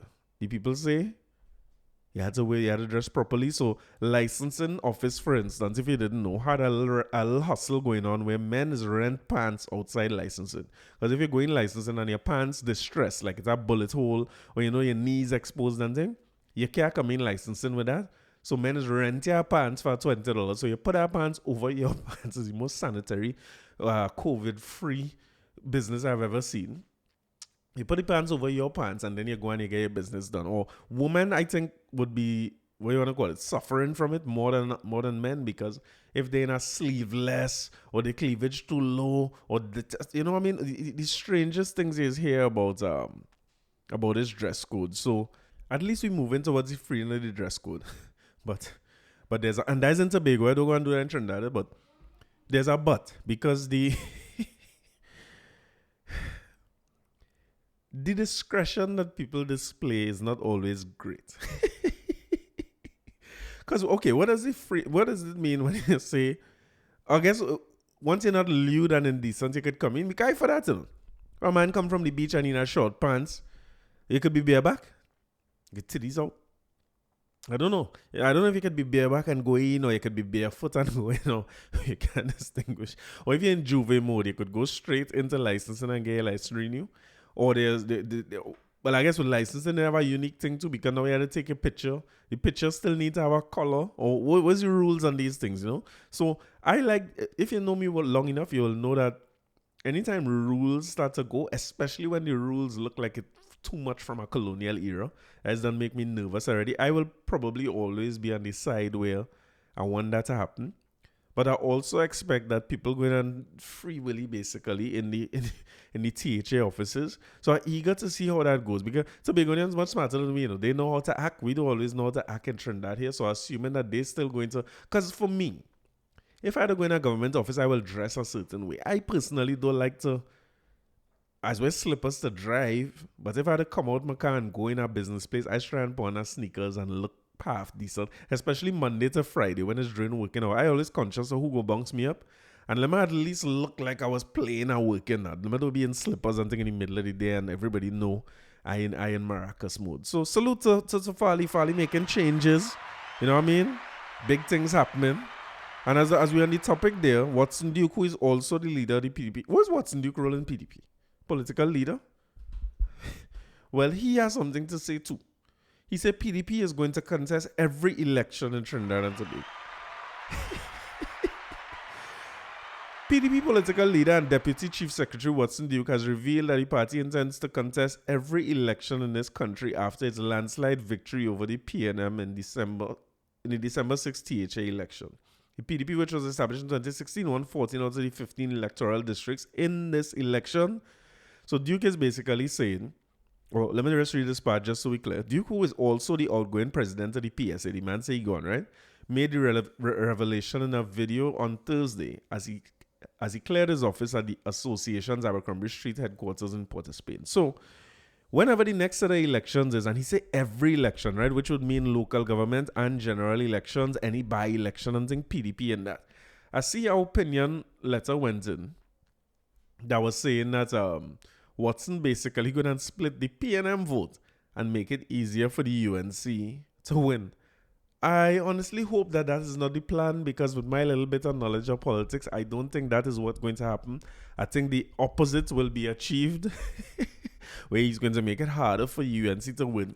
Because if they call an election today, I feel really lost. I feel as if for the PNM if they call an election today. But he's smarter than that. So when we reach 2025, I'm not sure if Watson just feeling himself or he just saying this or what is going on. But I thought it to be wise that you maintain the 2 seats in Tobago and you remember niche marketing? Like focus on Tobago where is your specialty and you know better than anybody else, and focus on retaining those THA seats and retaining Tobago in the general election. And it gave the greatest bargaining chip. Come like you win them 2 seats, you have your vaccine card, you could enter any party or brunch. So I don't see what the purpose is of spreading yourself across all constituencies in Trinidad, which is very expensive to do. It's part of the reasons we stuck with a PNM versus UNC and a bad versus bad option for governing. But you gonna join this race and think I waiting to see what has happened there. I feel like it's one of them bluff. You know when people invite you out and you act all how you know fully well you ain't going nowhere. But you make it sound like, yeah, boy, I'm looking forward to that. And you know fully well you're going to call just before the event to say, boy, I was exposed and I had a quarantine for 2 weeks. I can't come down the road again. And oh, boy, I really wanted to be there. It's something like one of them things. Something like one of them things where you're just saying that so that you could get the best offer that you could get for people to get it to stay out, if that was to be the case. But anyway, salute to them. PDP is on the roll. Tobago looking good. En route to self-governance and independence. All right, we have a few things to talk about what's going on Netflix and the entertainment, right? But before we get to that, some serious business, CSO, food and drink prices jumped by 7.6%. Say to jail them before it's too late. Jail all these black market reprobates. Murder, join public and buy. They're raising the price of foodstuff too high. I say to jail them before it's too late. Jail all these damn doubles, reprobates. Murder, John public and buy. They're raising the price of chicken too high. So they say food and non-alcoholic beverages increased by 7.6% between October 2020 and 2021, according to the CSO. CSO still around?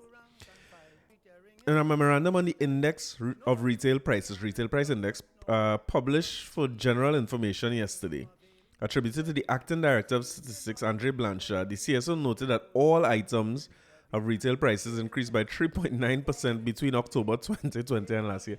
I think it's 3.9, no, Andre. I feel it's more than that, but contributing to the increase of 3.9% was a 6.2% jump in the cost of housing, water, electricity, gas, and other fuels. That increase included a 7.7% increase in home ownership and a 0.6% hike in rent. Prices of water, electricity, gas, and other fuels reflected no change. He said between 2020 and 2021, the CSO also reported that transportation costs were 3.1% higher. The price of non-alcoholic beverages was 2.2%. Well, alcohol gone up plenty, I can tell you that, because a bottle of Johnny, the thing was like 400 and some. I thought it used to be 2 something for that.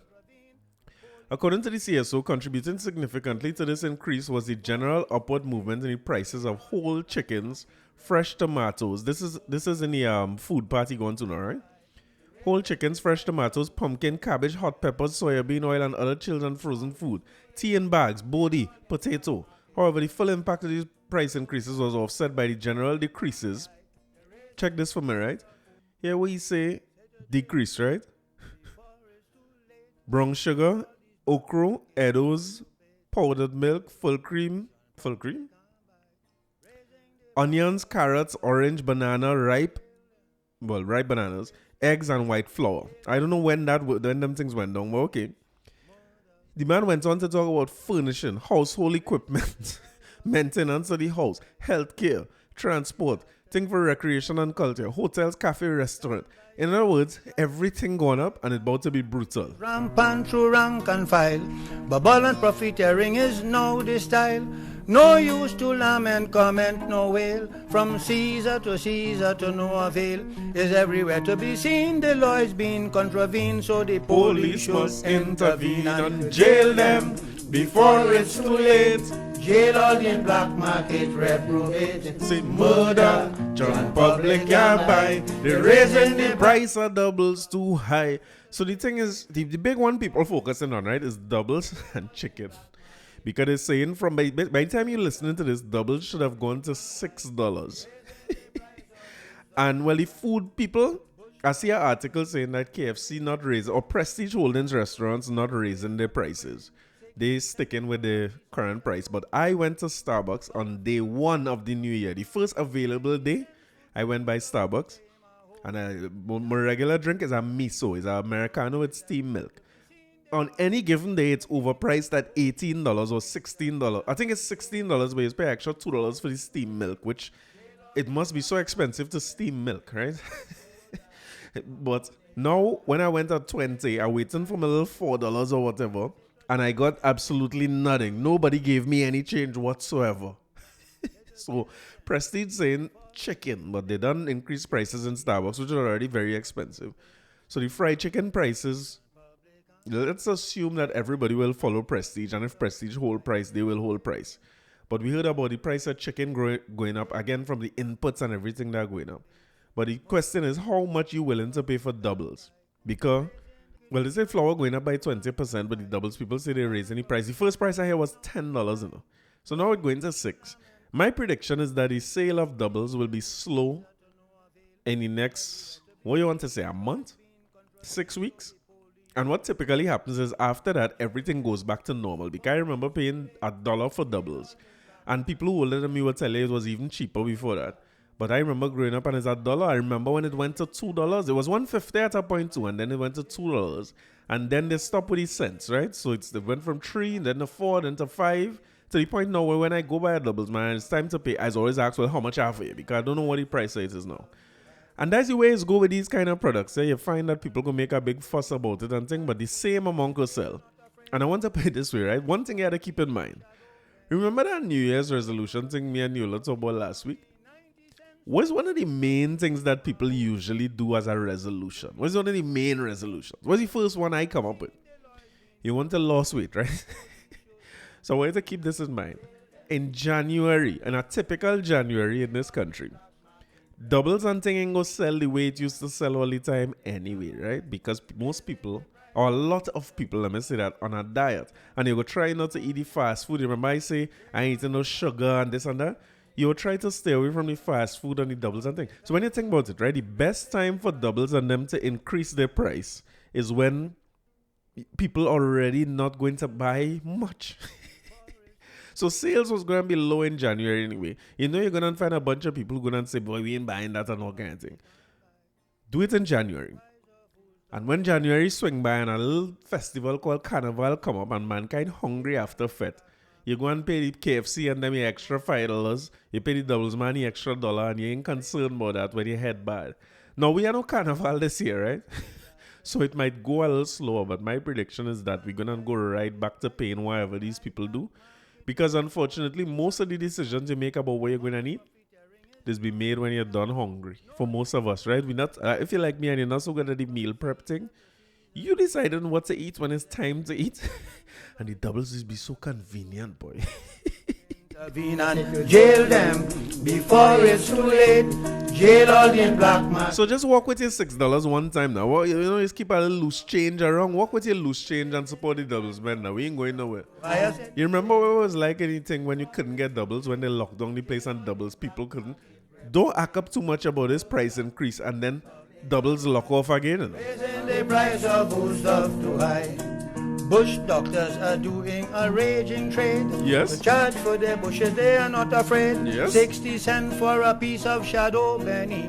$1 for a twig of Timawi, 90 cents for the leaves of Kuzema-ho. The Dan bush is growing all in front your door, is everywhere to be seen, the law is being contravened. So the police must intervene, jail them before it's too late. Hey, I only have one more issue to talk about. Alright, let me make a quick flashback, right, and pretend this now happened. St. Augustine Lab denies Sinopharm media report. PM shocked and worried. This is from Loop TT on the 20th of December 2021. In a statement over the weekend, the company said they are in no way affiliated with any media house or any media personnel, and those opinions are not reflective of the views of the company.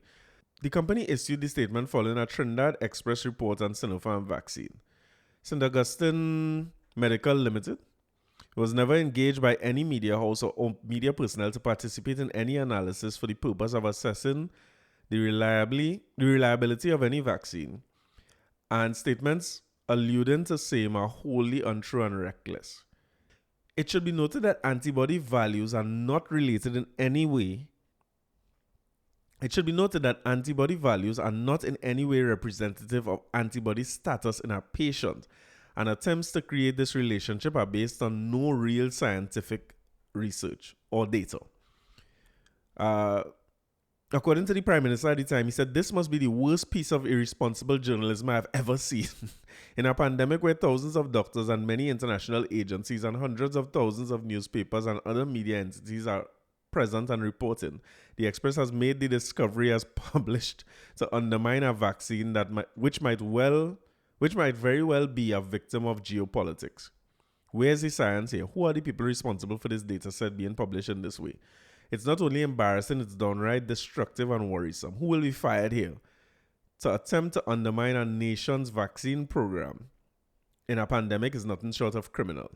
He issued another statement saying the Express needs to come out and own this error and appeal to the vulnerable population to not make their decision on vaccination based on this dangerous article.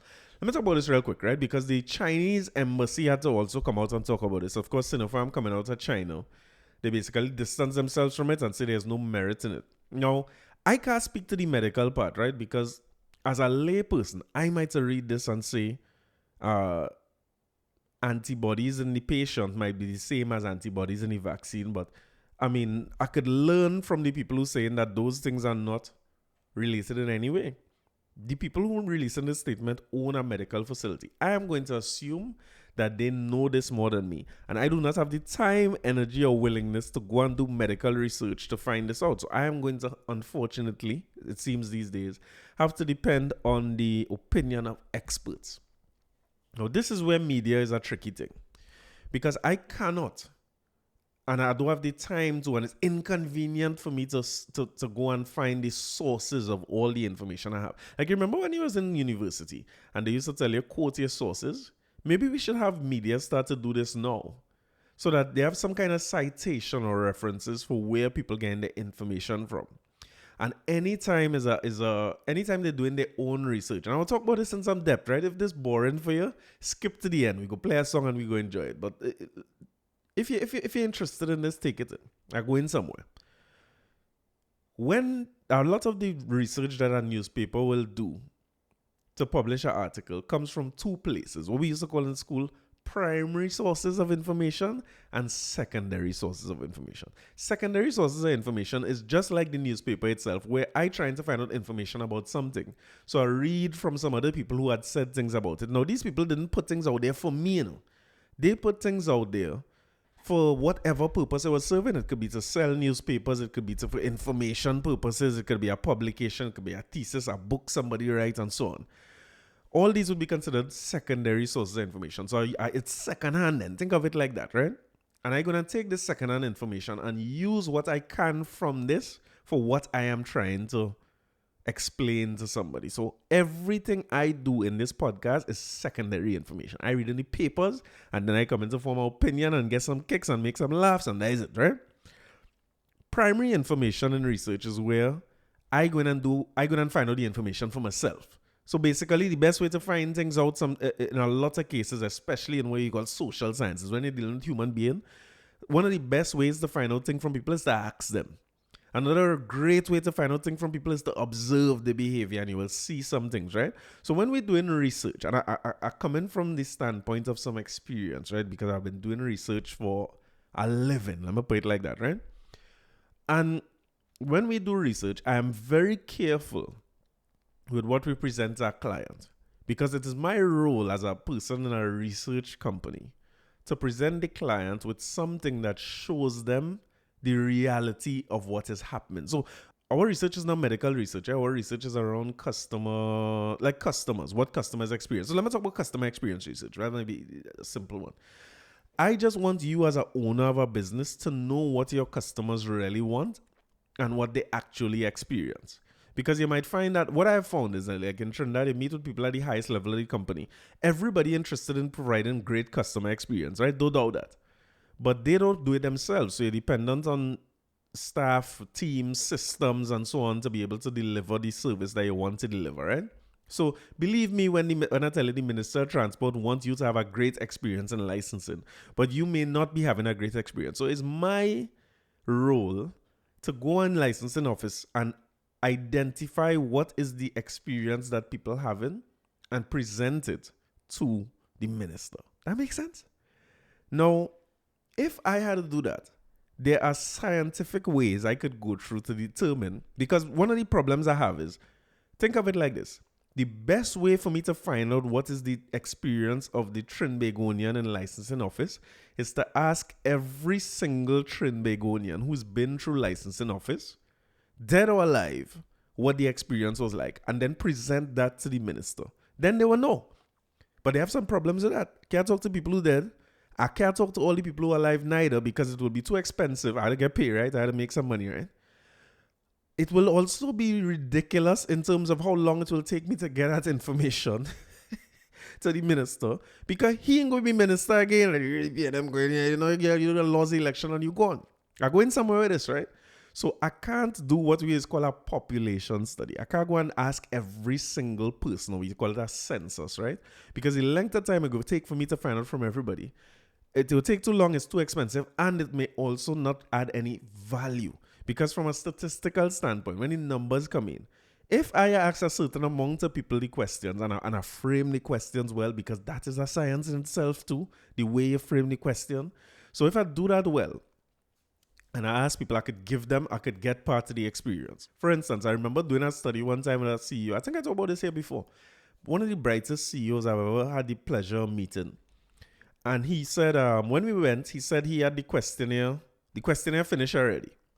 I said, all right, cool. Well, let me run through it, because I had to be sure that if I go and administer this questionnaire, because it's me had to come and do the presentation in the end, was the information. And so let me see what was the questions you're asking. And the question was framed in a way where he basically saying, it was for cable TV, right? He's like, would you like to record and stop a thing and rewind? This was the days before we had all that. Or would you like to be able to watch TV in one room and continue in a next room? Would you like to have everybody to have their own profile on your cable TV network, so when the kids come? And I was like, my boy, here, what, with all due respect, all the answers to these questions going to be yes. You're presenting the question in a way with a bunch of things that everybody going to say yes. And then I'm going to come and present you with that thing, tell you everybody love it. And then you launch a product based on that. And when you launch a product, and everybody who tell you yes, not buying it, you come in here and watch me Siri now, like me and know I do it. So he was very open. He said, listen, all right, good. I understand what you're saying clearly. So let's reframe the question. So we went through how to frame the question, a little 5-point scale, all these different things. I'm saying all this to say that if I had to present something to a client, I have to be able to stand by it. And these things are not difficult. When I was in school, to what we call sampling, right? Because what I had to really find to be able to give you useful information is I have to find a sample of people, not the whole population. Let me get some people who went through licensing, and I asked them, and I am going to say that these people are representative, so their opinions represent the nation's opinions. Make sense? But the thing about it is this: I had to be careful how I do in that sampling, because how do I decide who I ask? I could go and ask people who are familiar to me, people who I know. But suppose the people who I know are all like-minded, they think like me. I am not representative of the country as a whole. You had to ask a good old cross section of people, different ages, different gender, different racial background, different religion. You had to go by different licensing offices. You can't just go in tongue and say that opinion from tongue is representative of the whole country, because that could never represent licensing office in Scarborough. You only understand where I'm going here? That it used to be hard to work that out a long time. And then I had to try to determine, now listen, now that I figure out who represents the people, how many from each group should I pick? And how many people should I sample in a whole to be able to come to some kind of conclusion or make some assumption? This used to be one set of long equations when I was in UE. It used to be some work. Anybody who do this before understand. Like you had to do a set of equations. You don't even have to do that no more. So it's not even like I say in a report, I need a degree in statistics or a degree in research to be able to do this. You could literally put it in. If you want to do a survey on Trinidad and Tobago and you want to know how much people you should ask questions, just Google it. Google going to tell you what is the sample size you should use, and they're going to tell you a number, and they're going to tell you if you go to 500 people, because the number is somewhere between 4 and 500, right? Of a country of 1.5 million people. If you go to 500 people, you're going to be able to make a conclusion with this level of accuracy. They're going to tell you 95% accuracy or 99% accuracy. They're going to tell you these things. This is not difficult. So as I said when I had introduced this topic some weeks ago, I find it very, very, you know, my words usually much more guarded than the Honorable Dr. Rowley. He's a man in attack mode and who's lost their work. And I don't know. But again, going back to trying to figure out what is the agenda when people who brighter than me, these reporters and the editors and all them brighter than me, all this what I'm talking about here, them don't know already.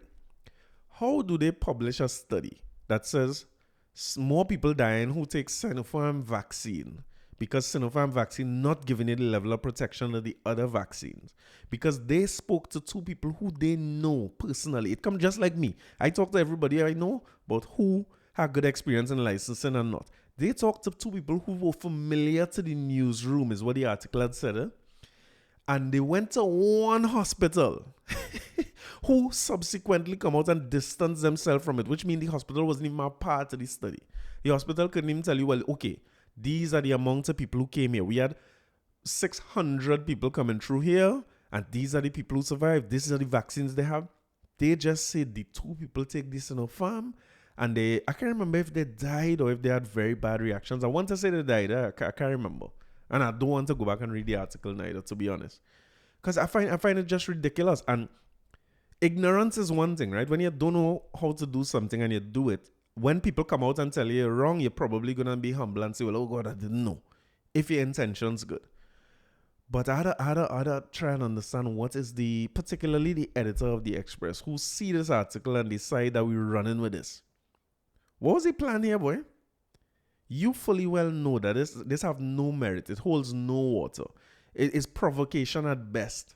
You're comparing this, what you call it, and they refer to the thing as a study. This was worry me. This is why I always say here that we need to stop as individuals saying that we research something. Googling something is not researching it. Because how many people did you compare? The two is out of the question, right? Because I want you to look up something from it.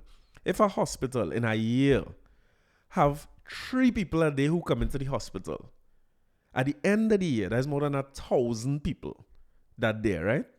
So go on Google from it and search for, if you need to find out something about 1,000 people, how many you should sample. And tell me if Google tell you 2. So they know that this have no water. So it's like, what are you publishing this for? You didn't ask anybody. Nothing in the article said that they even do the basics of comparing 2 people.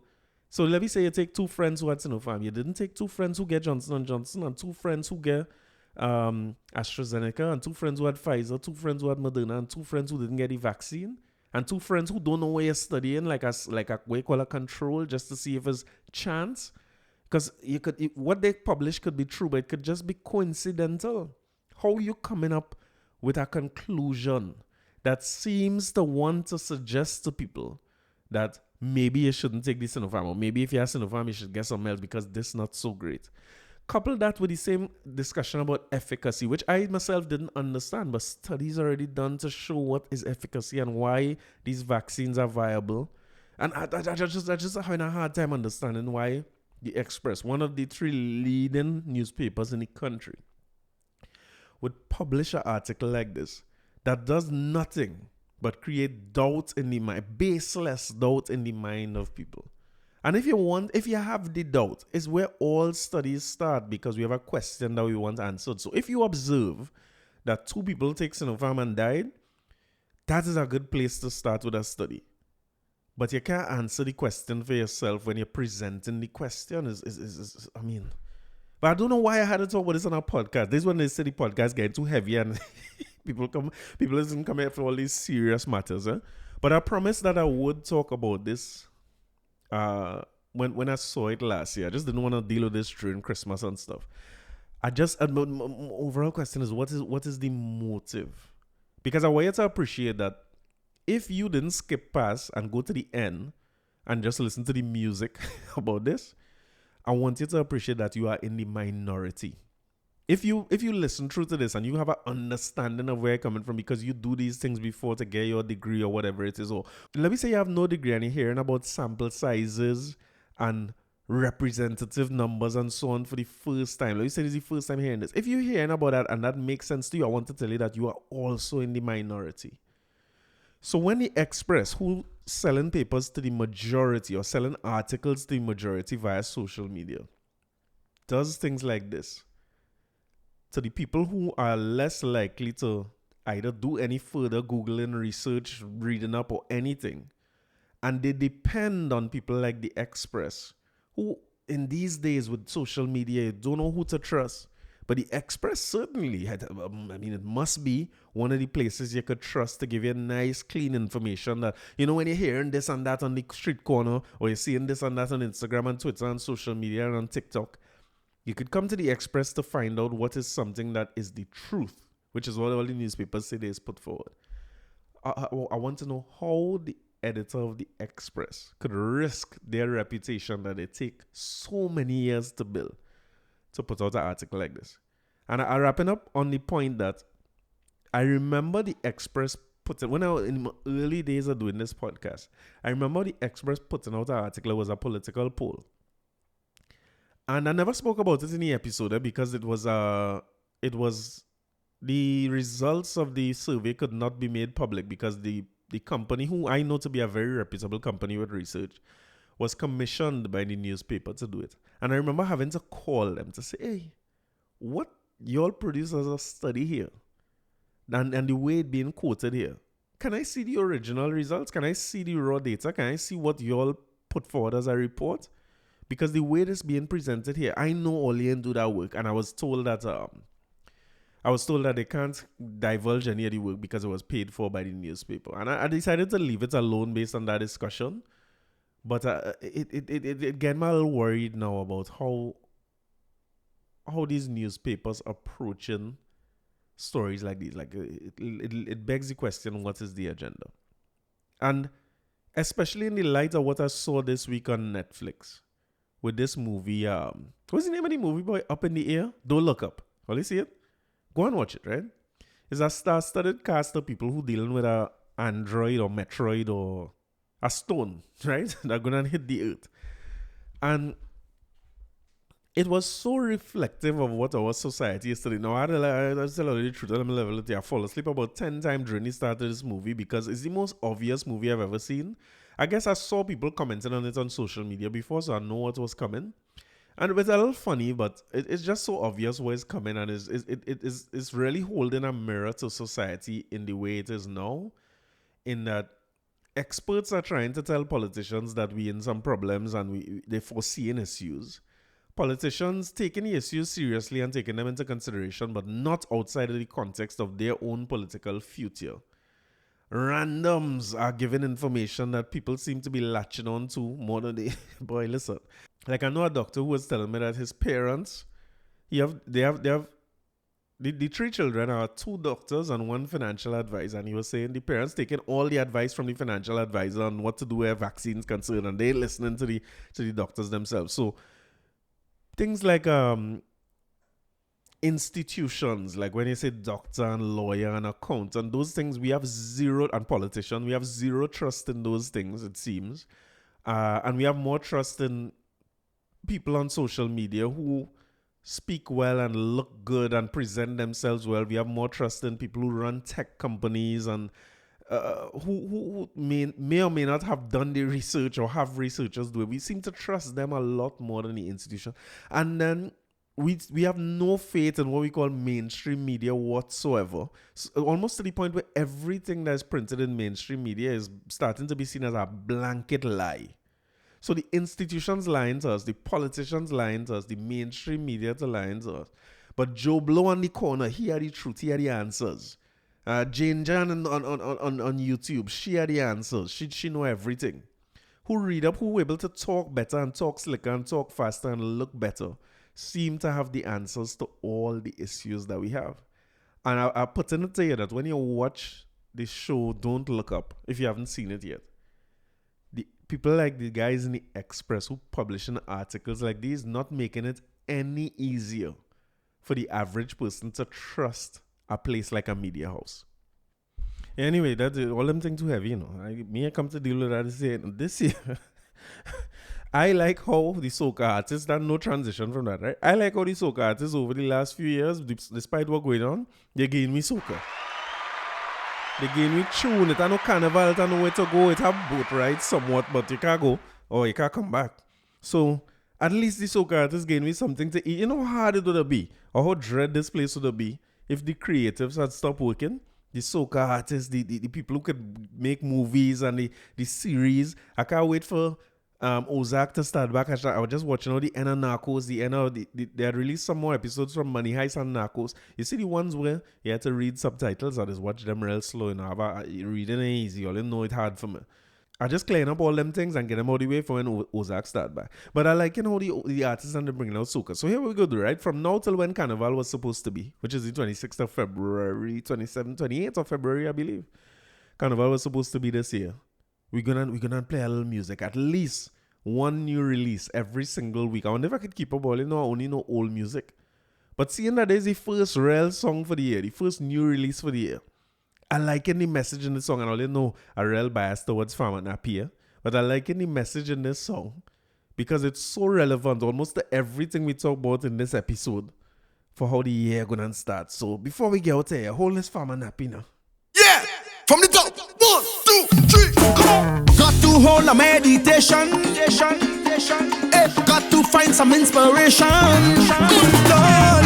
Got to raise my vibration so I could find a solution. Father, help me ease my mind, cause I'm telling you, sometimes I feel too done. But that voice in my head keeps saying, please be strong. The more I try to move on, the more fight them rest down. So that's why I know bad vibes is real. But I got my children to feed, so I can't stay down there for long, I tell you. I gotta get up, stand up. I'm coming through like a bulldozer. So I come here to take over. Anything in the way is not down. Get up, stand up. I'm coming with the paint and powder to dash it in the face. Glass it to the mouth of play. So they try to say don't be a man for me, but I dash them good every day and I steal and pray. So I dash them way. All your friends on your corner, just all your friends on your corner. So hold your friends on your corner, so hold your friends on your corner. Look on your try to say don't be a man for me, but I dash them good every day and I steal and pray. So I dash them way. Hold your friends on your corner, just all your friends on your corner, just all your friends on your corner, just all your friends. They only watching me gram.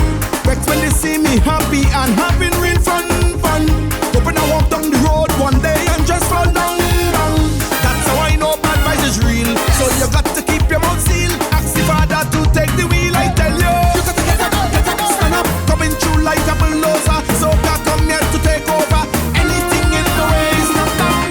Get up, stand up. I come in with the paint and powder to dash it in the face. Glass it to the mouth of play. No so they try to say no be a man for me, but I dash them good every day and I steal and pray. So I dash them way. Hold your friends on your corner, just hold your friends on your corner. So hold your friends on your corner, so hold your friends on your corner. Look on the try to say no be a man for me, but I dash them good every day and I steal and pray. Yes.